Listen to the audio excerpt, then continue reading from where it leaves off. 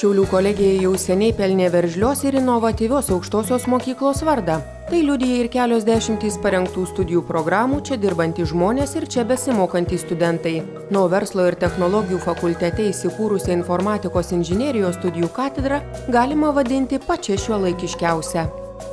Mūsų katedroje dirba 21 dėstytojas. Yra 3 docentai, 8 asistentai ir 10 lektorių. Informatikos inžinerijos studijų katedra vykdo 2 studijų programas. Informacinių sistemų technologija yra viena tokia studijų programa ir verslo informatika. Informacinių sistemų technologijų studijų programa startavo 2004-aisiais. Per tą laiką išleistos 3 absolventų laidos. Per 100 inžinieriaus profesinę kvalifikaciją įgijusių specialistų. Informacinės technologijos yra labai sparčiai besivystantis sritis, tai ir informacinių sistemų technologijos, ir verslo informatikos specialistai yra reikalingi kiekvienoje įmonėje, nes visos įmonės tikrai naudoja kompiuterius, kompiuterinius tinklus ir šitie specialistai yra reikalingi visur. Baigę informacinių sistemų technologijos ir verslo informatikos studijų programas, studentai gali tęsti studijas magistrantūros studijose.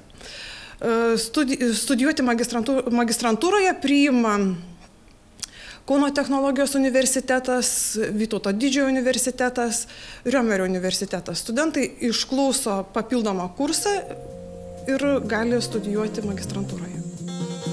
Informatikos inžinerijos studijų katedroje kompiuteris yra pagrindinis darbo įrankis ir dėstytojams, ir studentams.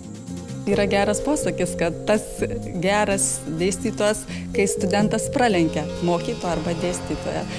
Tai, o kūrybos jiems labai netrūksta. Jie pilni sumanymų, pilni įgūdžių.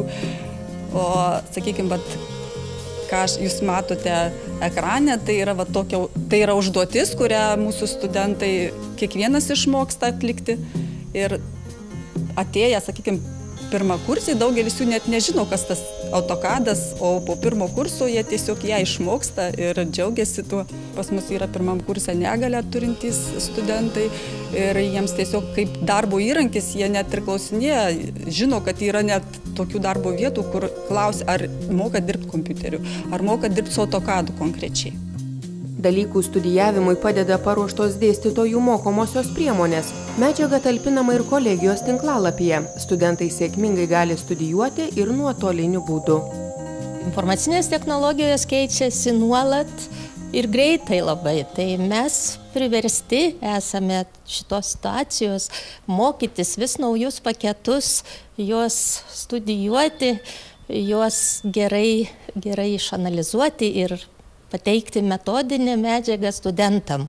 Mūsų studijų programoje beveik visi dėstytojai yra parengę savo kursus Moodle sistemoje ir nuotoliniu būdu gali mokyti studentai, ypatingai neakivaizdinio skyriaus studentai, gauti medžiagą, gauti konsultacijas dėstytojų nuotoliniu būdu.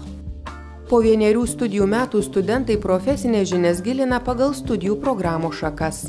Antram kursė panašiu metu pavasarį, balandžio mėnesį, antro kurso studentai turi rinktis tą šaką, kurią studijuos 3 kursą. Tai yra grupinis darbas ar kompiuterių tinklų projektavimas ir administravimas.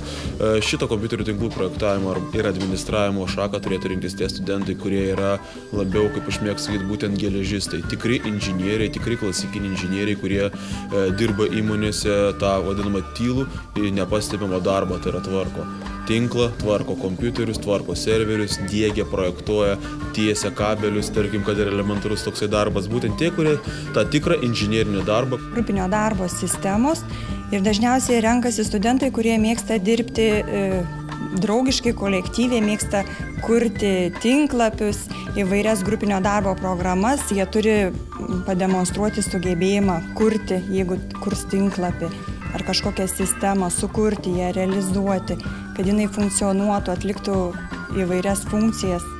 Grupės seniūnas Simonas sako, be kompiuterio neįsivaizduoja savo gyvenimo. Visą laiką domėjausi informatiką. Nuo pat tada, kai namuose atsirado kompiuteris, visą laiką problemas spręsdavau pats ir taip pasirinkau, kad iš Šiaulių kolegiją dar pasirinkau, bet to, kad čia daugiau praktikos ir tikrai džiaugiuosi savo pasirinkimu, labai džiaugiuosi. Adaptacija visų pirma kiekvienam žmogui svarbi yra. tuomet galbūt dar pradžioje pirmus mėnesius, kol susibendrauju su grupė, šiek tiek sunkiau dalintis informaciją, tas mokymosi tempas vis tiek šiek tiek kitoks, tie dalykai, jau specialybinių dalykų daugiau atsirando, daugiau, kad tų problemų daug ir nebuvo. Tai, ką per pusę metų išmokstam, tai pritaikom per tą mėnesį, kiek tos praktikos per kiekvieną pusmetį turim, tai tikrai labai jaučiasi, ką išmoksti, tikrai pasistengiam, parodom. Trečiakursiams netrukus skambės aukštojo mokslo diplomų įteikimo maršas, tačiau iki iškilmingos ceremonijos laukia nemažai darbų. Aš atlieku visų pirma praktiką vairavimo mokykloje, kuriu puslapį internetinį, kur galės reikšti žmonės savo nuomonę apie būtent tą mokyklą, kokybę. Baigiamasis darbas bus investicinių fondų pagalba žmogui, kada jis sužinotų SMS žinute, kada krenta jo fondas, kad galėtų jis parduoti arba dar kažką padaryti su to būtent fondu. Tai yra naujovė? Aš kiek ieškau, tai neradau nieko panašaus, tikiuosi bus gerai vertintas tas darbas. Karolis kaip ant delno mato prabėgusius metus, o šiandien dėkoja draugui, pastumėjusiam rinkti studijas būtent Šiaulių kolegijoje. 10 klasę jau žinau, kur stosiu iš tikrųjų. Nes draugas buvo įstojęs Šiaulių kolegiją, tai pačiam net buvo labai... Net pats labai norėjau iš tikrųjų stoti.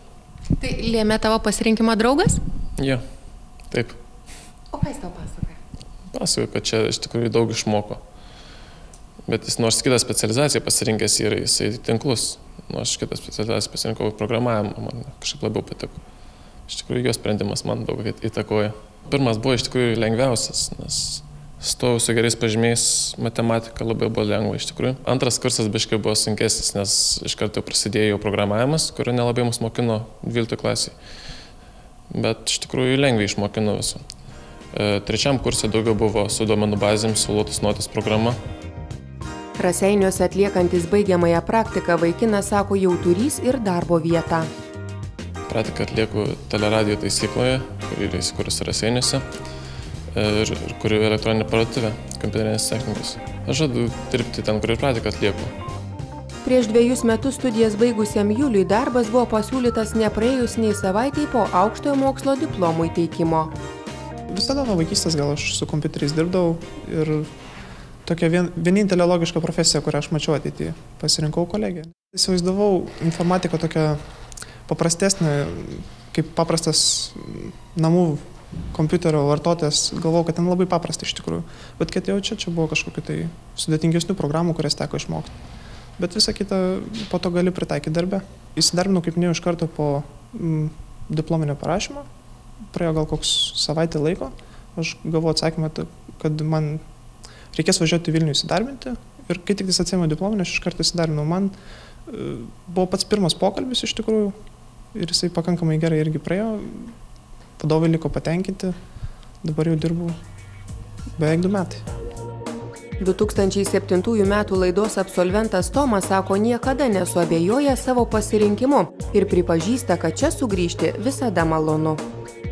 Šią specialybę pasirinkau dėl to, kad jau daug metų iš tikrųjų svajojau apie šią studijuoti, būtent tinklų inžineriją. Tai jau dar viduriniai mokyklai jau žinojau tiesiog, kur stosiu. O kad kolegija tiesiog man labiau pratinka praktiniai dalykai. Net teorinio man praktika, tai dėl to vien ir tas lėmė daugiausiai, kad aš stojau kolegiją. Aš pats susirasdavau. Tiesiog aš 2 įmonėse dirbau, man buvo taip lengviau. Ir ten aš dirbdavau grynai savo specialybinį darbą. Tai man tai buvo labai naudinga. Labai. Ir vieną iš pagal šią sritį rašiau savo diplominį darbą. Iš tikrųjų tai dėstytojas, labai nuoširdūs dėstytojai. Šitoje katedroje, kurioje aš mokinausi, tai buvo nuostabūs dėstytojai. Tai tiesiog ateini į kolegiją su šypsena. Tikrai norisi grįžti, čia pastovi, ateiti ir ateiti, pabendrauti, kaip jis sekas, pasižiūrėti, kaip studentai, kokie studentai. Tiesiog dažniau norisi ateiti. Iš tikrųjų labai malonu, labai šilti jausmai čia palikti yra. Šiemet 3 studentai pusmečių išvyko studijuoti į Daniją. Tarptautiniai dėstytojų ir studentų mainai tai, kas leidžia ne tik pagilinti žinias, bet ir pažinti kitos šalies kultūrą. Jurgitai tai pats įsimintiniausias studijų laikas. Išvažiavus buvau Daniją pagal Erasmus mainų programą ir ten praleidau 5 mėnesius. Studijos iš tikrųjų Skiriasi tuo, kad atsiskaitimai kitokie ten gal tiesiog. Nes ten tarpinių kaip ir nebuvo praktiškai atsiskaitimo. Tiesiog egzaminai. Bet šiaip labai įdomu ten, nes vien jau dėl to, kad anglų kalba vis tiek kitaip negu Lietuvoje. Iš tikrųjų, pakankamai sudėtinga mokytis, bet labai įdomu. Tačiau smagiausia tai, kad Jurgita šiandien dirba ne kur kitur, o pačioje Šiaulių kolegijoje. Dabar Šiaulių kolegijoje dirbu studijų apskaitos skyriaus specialistė. Prižiūriu duomenų bazes. Labai visi dėstytojai draugiški ir labai malonu bendrauti, aišku, keista iš pradžių. Iš pradžių buvo dar dabar šiek tiek keista, kad dabar jau kaip ir nebe studentė, bet visi tikrai labai malonus ir labai malonus jais dirbti. Tai yra labai puikia mokymo įstaiga su labai puikiais dėstytojais iš tikrųjų. Labai malonu čia mokytis ir būtent todėl turbūt labai malonu grįžti. Šiaulių kolegijos veikloje socialinių partnerių vaidmuo itin svarus. 2 metus kvalifikavimo komisijoje pirmininkaujantis Romanas Januškevičius džiaugiasi parengtais specialistais. Vieni daugiau orientuoti į, sakykime, kompiuterinių tinklų pačių. Tai yra tinklų projektavimas, įmonės tinklo modernizavimas.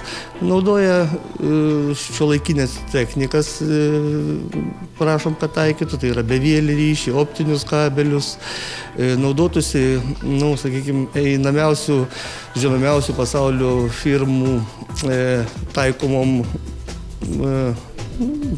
siūlomais sprendimais.